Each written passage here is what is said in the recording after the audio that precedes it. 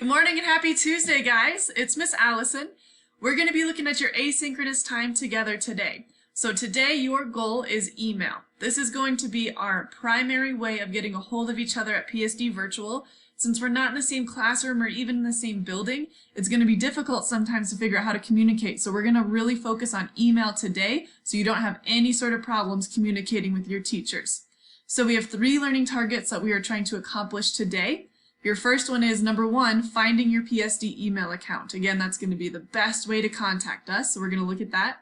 Number 2, looking how to format and write a proper email. So what does an email look like or sound like when you need to write one? And then finally, we're going to look at some reasons why you might need to email a teacher and at what occasions that might be appropriate. Your learning tasks today, you have just a few. First, you're going to look at this slideshow, just like other slides that we've done. It's going to have a couple different videos embedded in there for you, some activities for you to work on, some good information. Second, you're going to log on to your PSD email. And third, you're going to write your advisory teacher an email, and it's going to be a proper email. You got to get through all the information in the slides to make sure you know what you need to email your teacher, okay? So those are your tasks today. If at any time you have an issue, let us know, and we'll be there to help you.